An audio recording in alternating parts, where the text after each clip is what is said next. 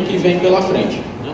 A gente está passando por um período no Brasil muito particular, né? A gente tem, inclusive hoje é um dia importante, é mais uma reunião do Copom, né, do Banco Central, começou ontem, termina hoje mais tarde, na hora do forró, a gente já vai saber a taxa de juros, a nova taxa de juros. Muita gente vai dizer assim, eu quero saber de forró, né? Taxa de juros. Então, assim, a expectativa é que de fato haja mais uma redução para 6,25. A gente diz assim, todo mundo junto, né? Eu só vou para o forró quando o Banco Central divulgar essa taxa que eu preciso saber. Então, é falar um pouquinho sobre esse cenário, né? De fato, o momento é outro. O Brasil nunca teve uma taxa de juros tão baixa como a atual, que é de 6,5. Mais tarde ela deve cair para 6,25. Né? Então, a gente tem uma situação bem particular, mas que, como o Flávio bem falou aí no início, muitas vezes a gente fica naquela de quem toma a decisão é o prefeito, é o secretário de finanças, é o gerente do banco, né? Sabem que eu cito sempre, nada contra o gerente dos bancos, pelo contrário, né? São parceiros de vocês, precisam deles, mas não é a pessoa que deve dizer onde você deve aplicar o dinheiro ou não. Certamente, né? Há um claro conflito de interesse quando o banco está opinando sobre a sua alocação de recursos. Então, é importante a gente falar um pouquinho sobre isso, e aí eu vou fazer um pouco dessa construção de como a gente vinha, né, e possivelmente para onde a gente vai, e aí no final eu vou dar são 2 telas rapidinhas ali para a gente falar sobre a questão do DAI. Né? O DAI já foi amplamente debatido, eu mesmo já participei de alguns painéis com a APEP discutindo sobre o DAI desde o ano passado, mas houve uma alteração recente, né, na semana passada.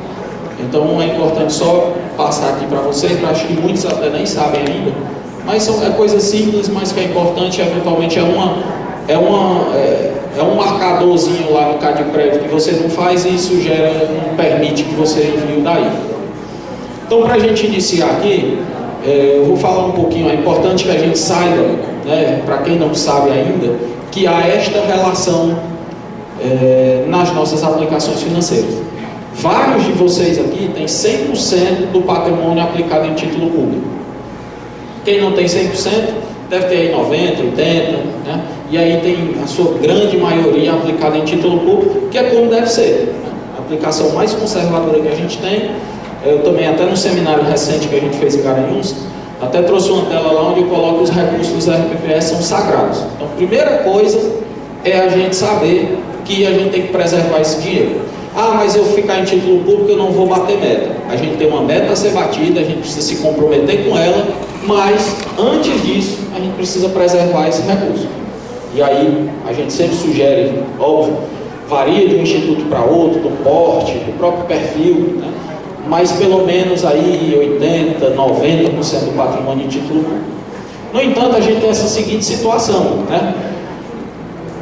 Quando a taxa de juros cai, o preço dos títulos públicos sobe. Então há essa relação inversa. E a gente teve, no final de outubro, em outubro de 2016, a taxa de juros no Brasil era 14,25. Assim ela permaneceu por 2 anos. A partir dali ela começou a cair. E essa queda na taxa de juros iniciada no final de 2016 fez com que o preço dos títulos públicos subisse. Isso fez com que a gente, em 2016 e principalmente em 2017, que foi um ano inteiro de queda de juros, a gente tivesse o preço dos títulos públicos subindo. Todos vocês ficaram super tranquilos, bateram a meta atuarial com muita tranquilidade, inclusive aplicando só no IRFN1, talvez o índice mais conservador de todos, a gente bateu a meta. Fomos, além disso, ajudados pela questão da própria meta. O IPCA no ano passado, a maioria dos institutos utiliza o IPCA, foi o mais baixo dos últimos anos. Então o IPCA não chegou a 3%. Então nós tivemos uma meta baixa com a rentabilidade dos títulos muito boa. Então foi um ano tranquilo. Muita gente inclusive aproveitou aí para fazer uma gordura, ganhou um pouco mais de rentabilidade, atingiu 150% da meta, por exemplo. E aí esse ano eventualmente pode se dar o luxo de queimar um pouco dessa gordura. Muitos não fizeram. Mantém a postura super conservadora, bate a meta no limite do que precisa e agora fica numa situação um pouco mais complicada, porque certamente, né, continuando esse cenário que a gente está enxergando para hoje, não conseguirá bater a meta em 2018. Isso é um fato. A gente tem uma taxa de juros, como a gente já disse, caminhando para 6,25, e a gente tem uma meta atuarial aproximadamente, né, projetada, de aproximadamente 10%. Então, de um lado, você está aplicando o recurso a 6%, do outro lado, você tem uma meta de 10%. É fácil a gente perceber que essa conta não fecha, a gente não consegue bater a meta atuarial. Então, aqui, mesmo com o cenário conturbado que a gente teve no ano passado, e a gente ainda continua tendo, né, principalmente no campo político, isso afeta muito o mercado, a gente conseguiu bater a meta. E aí isso serve de alerta para vocês. Por que eu estou dizendo isso? Porque a gente costuma sempre olhar para trás.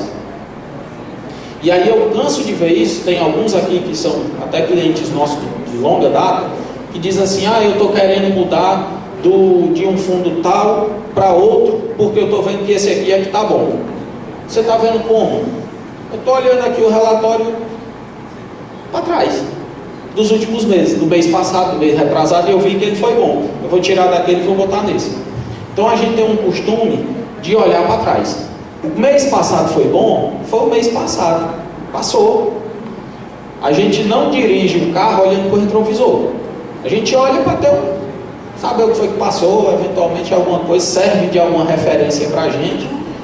Mas se eu olhar para o retrovisor e ver um monte de buraco lá atrás, eu digo assim, pode ser que tenha um buraco na frente. Eu posso até reduzir a velocidade, mas não necessariamente terá. Ali passou. Então é importante que a gente tenha isso em mente para a gente olhar para frente. Não adianta eu ficar olhando para trás. E aí eu falo isso especialmente por causa da taxa de juros, principalmente. A gente estava falando de uma taxa de 14%, que ela vem gradativamente caindo desde o final de 2016 e hoje ela está em 6%. Então eu olhar para um fundo que no ano passado foi muito bom, eu vou aplicar nesse fundo porque no ano passado foi muito bom, ele deu rentabilidade de 12%.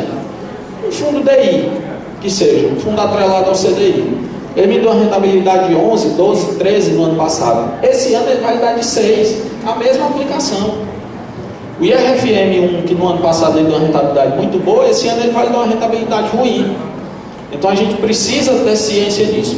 Repito, não estou dizendo que com isso a gente precisa correr risco desnecessário.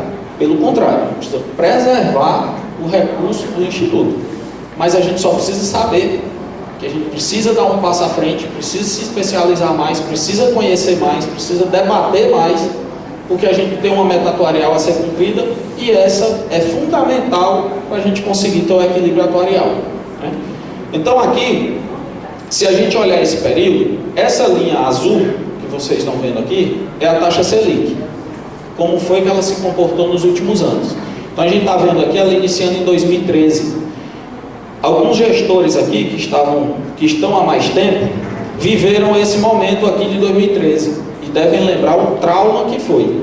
Aqueles fundos IMA-B em 2013 caíram 10% no ano.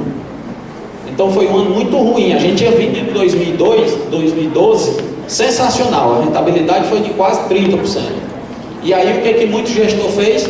Esse fundo aqui é bom, olha aqui como ele é bom. Aí olhou para 2012, foi o que ele fez, aplicou tudo lá em 2013. O mesmo IMA-B que deu 30% em 2012, deu menos 10% em 2013. Aí ficou um monte de gente careca, caiu os cabelos, ficou com o cabelo branco, se desesperou. O cenário é outro. O cenário é outro. Não estou dizendo que a gente está caminhando para um 2013. Inclusive espero fortemente que não. Mas o cenário é outro. Só quero alertar que a diferença é grande, né? Então em 2013 a gente viu a taxa de juros subir e o preço dos títulos públicos, eu estou citando especificamente um título público com vencimento em 2050, só para a gente ter uma referência. Esse título caiu muito. Isso fez com que o IMA, por exemplo, terminasse com a rentabilidade muito negativa, né? A gente conviveu aqui com um período com o mercado, como a gente chama de lado, né? Um pouco mais estável. E aí, desde o final de 2016, como eu citei, quando a taxa de juros começou a cair, a gente começa a ver um movimento super positivo desses títulos. Então, 2016 e 2017 foram 2 anos muito bons do ponto de vista de investimento. No entanto, essa taxa de juros ela já está aqui, ó, próximo de 6%. A A tendência é que a partir daí, pelo menos o que o mercado espera, é que ela caia para 6,25 hoje, assim ela permaneça ao restante do ano e possivelmente a partir do ano que vem ela comece a subir um pouco. Esperamos que ela não suba tão fortemente assim, para que não gere um trauma de novo na gente. Possivelmente a coisa vai ser um pouco mais suave, mas certamente o mercado é diferente. A partir desse momento a gente começa a ver uma estabilidade de taxa de juros e num segundo momento, a partir do ano que vem, essa taxa de juros começando a subir. E aí o movimento se inverte. Aquele IMAB que nos beneficiou muito ao longo desse período, deixa de ser interessante. Já está deixando. Alguns de vocês já perceberam que em janeiro e fevereiro foi muito bom, agora em abril a rentabilidade já foi negativa. Não necessariamente será negativa daqui para frente, mas mostra que a coisa está um pouco diferente. A gente viu no ano passado, com exceção daquele mês de maio, que teve aquele fato do Joesley com o Temer, a exceção daquele fato que foi em maio, praticamente todos os outros meses foram meses tranquilos de rentabilidade positiva. Esse mês a gente já está se deparando com uma situação, não teve nada atípico no ano passado, no mês passado, aliás, e a gente já começou a ver uma rentabilidadezinha ali um pouco mais preocupante. Então, quando a gente olha aqui para 2016, a gente vê o seguinte: eu tive uma meta atuarial de 12,64 e praticamente todos os índices que a gente tem possibilidade de aplicar recursos foram positivos. Ou seja, se eu tivesse ficado com o meu recurso 100% dele aplicado no IRFM1 ou até uma parte ali no CDI, eu teria batido a meta. Então foi tranquilo. O ano de 2016, se a gente fechar o olho e escolher onde o dedo parar e eu aplicar, considerando que são essas as possibilidades, a gente bateu a meta. Aí quando a gente olha para 2017, a gente tem uma situação similar. Tive uma meta atuarial de 9%, vejam como o IPCA já nos beneficiou. Em 2016 a gente falou de meta de 12,64. No ano passado a gente falou de uma meta de 9. Além disso, foi justamente no ano passado quando a gente viu essa queda mais forte da taxa de juros. Então nós fomos beneficiados duplamente. A meta caiu e a rentabilidade subiu. Então foi muito bom. Só que para 2018 a coisa já começa a mudar um pouco. Essas informações são só até abril, mas a gente já viu aqui o IRFM1 e o CDI, hoje eles já estão abaixo da meta. Então, para você que está acostumado a manter o recurso só no IRFM1, 100% do meu patrimônio está no IRFM1. Aí eu pergunto, por quê? Porque eu entrei na gestão em 2017, o dinheiro já estava lá e eu deixei lá. Muita gente, inclusive, também faz isso. Não é o prefeito, nem o secretário, nem o gerente que toma a decisão, mas foi o gestor anterior. Porque o dinheiro estava lá, eu vou deixar lá, do jeito que está. Porque se tiver errado, a culpa é de nós dois. Eu não sei mesmo, então eu deixo como estava. Então essas aplicações, que são as mais conservadoras, elas já estão perdendo espaço e já estão abaixo da meta atuarial. A tendência é que essa meta, se a coisa andar como o mercado está esperando, a inflação se comportando assim, a taxa de juros do jeito que está, a tendência é que essa meta atuarial ela venha caminhando um pouco mais para cá. Não necessariamente vai ficar tudo abaixo, né? Vai ficar a meta atuarial maior, mas a gente já vê que a situação é um pouco diferente e a gente precisa estar atento a isso para que a gente possa eventualmente fazer uma diversificação. E eu que estou lá com 100% de IRFM1 ou 90% ou 80%, eventualmente eu preciso migrar um pouquinho aqui para um IMA geral, IMA B5, IRFM, e aí ter que mudar um pouco. E aí muita gente diz, eu não quero porque eu não quero nem correr risco de ter rentabilidade negativa. Já ouvi isso em mais de um gestor. Ó, tu está 100% em RFM1, precisa migrar um pouco aqui. Dentro de título público, dentro do mesmo banco que você já aplica. Mas eu não quero. Tem possibilidade de dar rentabilidade negativa? Tenho, quero não. Quero não, porque o conselho vai me perguntar, o comitê vai me perguntar, eu tenho medo que o tribunal chegue aqui e me pergunte, eu tenho medo que o prefeito me questione, eu não vou saber responder, eu prefiro não fazer. E aí o que você faz nesse momento? Empurra o problema para frente. Você assume que não bate a meta atuarial e diz assim, deixa o problema para lá. Quando você sabe que enquanto gestor, você precisa estar comprometido com o equilíbrio atuarial. Quando você abre mão da meta, porque você sabe, simplesmente porque acha que alguém vai questionar e você não vai saber responder, você está negligenciando uma situação que aí, acho que é uma situação extremamente grave, mas que é indolor, costumo dizer isso. Se a gente pegar algum de vocês e estiver com 100% do patrimônio IRFM1, e ao invés de você terminar o ano com IPCA mais 6, você terminar com IPCA mais 2, provavelmente ninguém vai lhe questionar. Ninguém vai lhe questionar. Porque as pessoas geralmente não olham para o investimento. Você diz assim, eu ganhei um pouquinho, mas pelo menos eu ganhei. Muitos de nós fazemos isso quando a gente deixa o nosso próprio dinheiro na poupança. E assim, eu sei que é pouco, mas pelo menos é alguma coisa, é melhor do que nada. Mas o dinheiro é nosso. A decisão de aplicar o meu dinheiro na caderneta de poupança, ela só afeta a mim. Aqui não. Então aqui eu não posso ter essa cabeça. Eu prefiro ganhar pouquinho aqui, mas eu não corro risco de perder, pelo menos eu não perco nada. Mas o dinheiro não é seu. O dinheiro é de muita gente. Então você precisa estar comprometido com isso. A gente sabe que é um tema complexo, eu preciso me capacitar, eu preciso buscar informação, mas a informação está aí. Tenho que buscar e tenho que tentar melhorar sempre um pouco mais. E aqui, aí alguns pontos que a gente precisa entender, e eventualmente isso passa despercebido, quando a gente diz assim, a Bolsa caiu 4% no mês passado. No dia anterior. Essa semana passada a Bolsa deu uma queda violenta, o dólar subiu forte, a Bolsa caiu, e aí o pessoal já diz assim, o que eu faço? Eu já resgato ou não? Por que foi que aconteceu isso? Aí diz assim, não, foi porque a Argentina recorreu ao FMI. Você diz assim, eu, no sertão de Pernambuco, o que é que eu tenho a ver com a Argentina e o FMI? Pelo amor de Deus. Nunca passei nem perto de lá. Aí vem me atazanar aqui. Só que a gente precisa entender isso. Você precisa ser um especialista em economia, em macroeconomia, em investimento? Não. Vocês precisam saber um pouquinho de cada coisa. Mas eu preciso entender o que me afeta. E quando eu dou um passo à frente, o que tem ali? O que pode me afetar?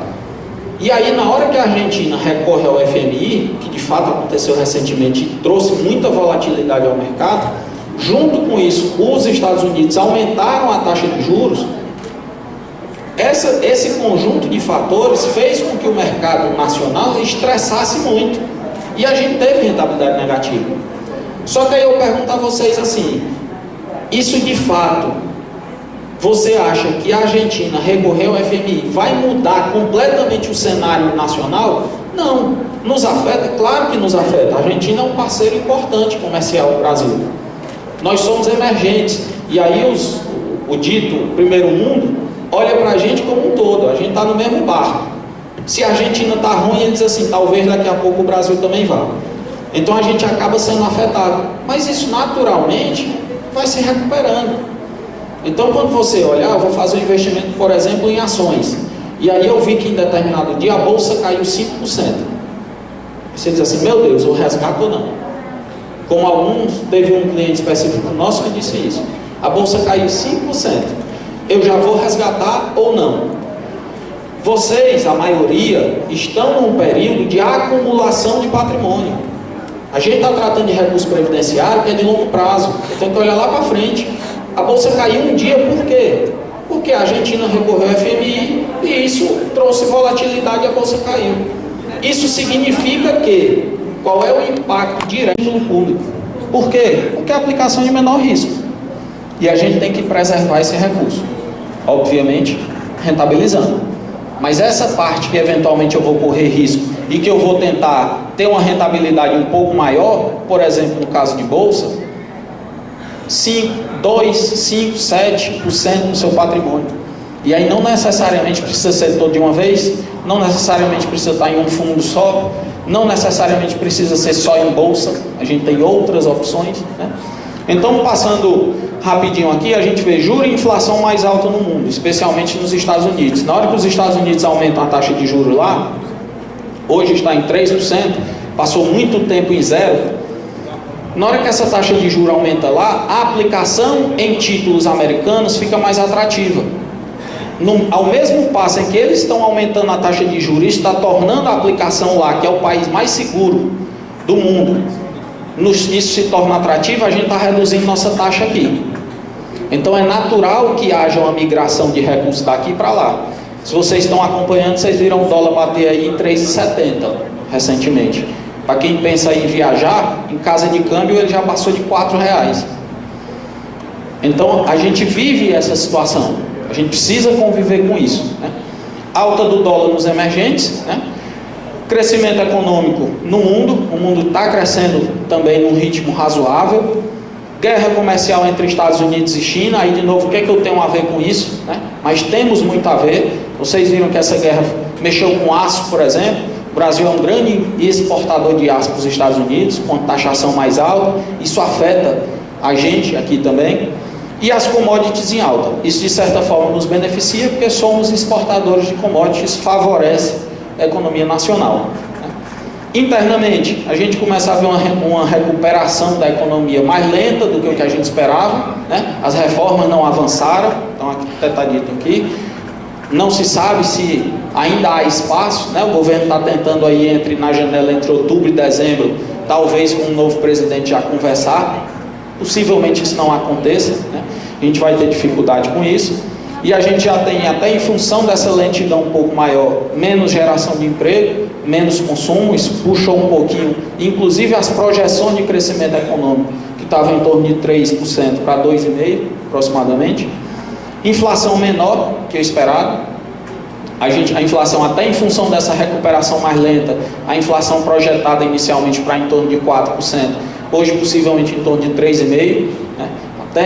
Isso nos beneficia, isso é bom, os preços estão subindo menos. É positivo para a gente, o nosso bolso, os preços vão pesar menos. Mas isso é um sinal de que a economia está recuperando mais lentamente, né? Os empregos estão crescendo menos, e aí isso acaba gerando uma pressão menor nos preços. Por isso os preços estão... Antes a expectativa era de 4%, agora é de 3,5%. Possíveis novos cortes na Selic. Começou a ser comentada a possibilidade da Selic cair até mais do que 6,25. Isso já, de certa forma, voltou. Inclusive eu estava lendo um relatório hoje de um banco, onde eles falavam já que essa reunião, especificamente essa decisão de hoje, é talvez a mais difícil do Banco Central desde que esse ciclo começou lá em 2016. Porque essa alta do dólar, muito forte nas últimas semanas, isso faz pressão nos preços também. Então o Banco Central já sinalizou que vai reduzir essa taxa para 6,25, mas ele sinalizou há 45 dias. Ele não esperava que essa semana tivesse essa turbulência toda com o dólar. Mas acredita-se que de fato caia, e aí talvez não caia mais, né? E aí a instabilidade política, a gente está acompanhando, ninguém se arrisca, acho que talvez aí a dizer quem será o próximo presidente da República, se é mais para a direita, se é mais para a esquerda, se vai surgir um candidato de centro, se se as reformas vão ser defendidas ou não, se vão para frente ou não. Então ninguém sabe, está completamente nebuloso o cenário político. À medida que o tempo vai passando, as coisas vão clareando, né? A gente já começa a ver aí algumas figuras já saíram da jogada, então a gente já vê aí possivelmente Lula fora, Joaquim Barbosa fora, e aí a coisa vai começando a afunilar um pouco mais. Talvez nos próximos meses a gente tenha uma situação, um cenário um pouco mais claro, né? Mas ainda é muito incerto. Certamente isso trará muita volatilidade no mercado, certamente, né? Então a gente vai ver, à medida que a eleição se aproximar, ainda deve ter muita volatilidade, muita instabilidade em cima disso no mercado, né? Possibilidades, aqui já bem no final. Eu citei aqui especificamente a questão de ações, mas porque ali estava com uma melhor rentabilidade do ano. Mas vocês, via de regra, como eu comentei aqui, vários têm 100% do patrimônio em RFM1, que não só é um artigo só da resolução, como título público a gente pode ter pré-fixado, pós-fixado, um prazo mais longo, um prazo mais curto, e está tudo em um só. É o mais conservador. E aí eu tenho, fora essa questão de título público, a resolução 3922, alterada, né, pela 4604, dá a possibilidade de a gente aplicar até 15% em CDB, Certificado de Depósito Bancário, até o limite de R$250 mil, que é o que o Fundo Garantidor de Crédito nos garante. Se o banco quebrar, a gente não perde dinheiro. Eu posso ter uma carteira com 2, 3, 4, 5, 10 CDBs diferentes? Posso. Ainda não vi nenhum instituto fazer aplicação em CDB, embora o risco seja muito baixo. Não podemos dizer que é uma rentabilidade maravilhosa, porque geralmente está atrelada à taxa de juros, mas é uma possibilidade, né? Aplicação em fundos de investimento em direitos creditórios, só para investidores qualificados, né? E aí aqueles que têm mais de 40 milhões, que têm CRP, que têm comitê de investimento, que têm aderido ao Progestão, e aí tem essas regras, mas é uma possibilidade. 5% em renda fixa crédito privado, que é um outro fundo onde há a possibilidade de vocês aplicarem. Precisa ter cuidado? Muito. Crédito privado carrega consigo um risco. Quando eu deixo de ter o título público e eu passo a ter um título privado, eu estou carregando um risco adicional. Isso é ruim? Não necessariamente. Depende de que risco é esse, que ativo é esse. Pode ser muito arriscado, mas eu posso ter um risco bem baixinho e me ajudar na diversificação e me ajudar a me aproximar da meta. Ações, posso ter 30% em fundos de ações que tem mais de 50 empresas dentro, né, uma cesta de mais de 50 empresas diferentes. 20% em ações que não tem essa limitação, não tem essa regra das 50 empresas. Tenho 10% em fundos multimercado, que aí esses fundos são os mais flexíveis, eles têm possibilidade de mesclar na sua carteira renda fixa, renda variável, título público, título privado, e aí da mesma forma precisa ter muita cautela e cuidado para olhar essa questão de que ativos são esses. Não é a bandeira do banco, é o ativo que tem lá dentro que ele carrega. Esse é o risco, não é o banco que garante, até porque banco nenhum garante a aplicação para você. Então o que eu preciso olhar é o que tem lá dentro. E aí fundo imobiliário, 5% em fundos imobiliários é uma possibilidade.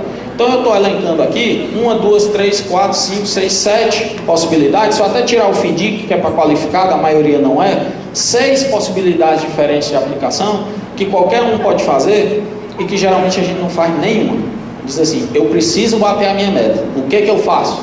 Quero mudar do IMAB para o IRFM. A gente está falando de taxa de juros e a gente já explicou aqui que possivelmente a gente não vai conseguir. Tem essas possibilidades. Preciso sair fazendo tudo? Não. Preciso fazer tudo de uma vez? Óbvio que não. Mas eu preciso discutir, eu preciso trazer isso para a mesa. Eu posso chamar aqui a Caixa Econômica, eu posso chamar o Bradesco, eu posso chamar qualquer outra instituição e dizer assim, vamos sentar aqui na mesa com a gente? Vamos discutir? O que a gente pode fazer para a gente chegar mais próximo dessa meta? Me dê sugestão, traga produto para a gente discutir. E aí você gradativamente vai começando a se inteirar um pouco melhor dessas possibilidades, né? E aí aqui, só para finalizar e rapidamente fazer essa mudança no DAI, é importante que vocês saibam que agora o DAI ele pede aqui nessa parte de APR se os ativos têm emissores privados. O fundo possui ativos de emissores privados como ativo final da carteira? Sim ou não? Como é que eu sei disso? Quando você vai lá no site da CVM, pesquisa o fundo e lá você bota a composição da carteira, você sabe onde é que aquele fundo está aplicando o seu dinheiro. Ah, mas aí às vezes eu aplico num fundo, que aplica num segundo, que aplica num terceiro, que aplica num quarto. Ok, você vai abrir carteira por carteira até o final e ver aquele último fundo onde é que ele está aplicando. Se tiver emissor privado, não for título público, tiver algum ativo privado, eu preciso preencher isso aqui. Os ativos não emitidos por instituição financeira, ativos não emitidos por companhia aberta, emitidos por securitizadora, tem classe sênior de FDIC, eu preciso ir marcando essas caixinhas sim ou não, e aí se eventualmente eu marcar algum sim, eu preciso explicar, só dizer qual é o nível de risco desses ativos e tal. Então é mais uma obrigação que vem para a gente, mas mais com o objetivo não da secretaria de encher o nosso saco, de me dar mais coisa, de me dar mais obrigação, mas de dar mais transparência. De dizer assim, eu quero que você saiba, e aí aqui inclusive é a prova de que não é a instituição financeira que é importante. Ela é também, mas o principal é quais são os ativos que estão dentro da carteira. E aí aqui ele quer saber. E a segunda tela é com relação ao credenciamento. Com essa mudança da 3922 para 4604, no final do ano passado, em outubro do ano passado, houve muita mudança de enquadramento. Alguns fundos que eram 71B passaram a ser 74A, ou vice-versa, e mudou para o 73, enfim, houve alguma mudança. E aí aqui, no credenciamento, tem até um ponto que ele pede aqui, o volume de recursos geridos pela instituição financeira. Como é que eu vou saber? Pergunte a ela. Como é que ela vai me dar essa informação? Geralmente eu já tenho naquele questionário do diligence, do credenciamento, já tem lá o volume de recursos. Mas o principal aqui, ele quer saber o seguinte, a reclassificação em caso de mudança no enquadramento. Se houver mudança no enquadramento do fundo, eu preciso ir lá no DAI, gerar um resgate total das cotas e fazer uma nova aplicação com um novo enquadramento. Mas eu não resgatei, eu sei, a secretaria também sabe. Ele só pede que você faça isso para que o sistema passe agora a computar aquele novo enquadramento, aquele enquadramento correto. E aí na justificativa, você vai só colocar lá que é um reenquadramento, né? Foi só uma reavaliação e aí você só enquadrou novamente, tá? Então isso aqui é só para deixar, acho que esses 2 pontos do DAI, muita gente eu acho que não estava sabendo ainda, e tentar aqui rapidamente, né, de uma forma resumida, é muita informação, mas tentei aqui de uma forma resumida mostrar para vocês que a mensagem principal é que a gente precisa dirigir olhando por para-brisa, não por retrovisor. Esse é o principal ponto. Vamos olhar para frente, a gente precisa trazer isso, chamar o nosso comitê, chamar o nosso conselho para discussão e saber que a gente precisa dar um passo à frente. O cenário que nos beneficiou em 2016 e 2017 já não serve mais. Daqui para frente a história é outra. Tá? Muito obrigado. Muito bem.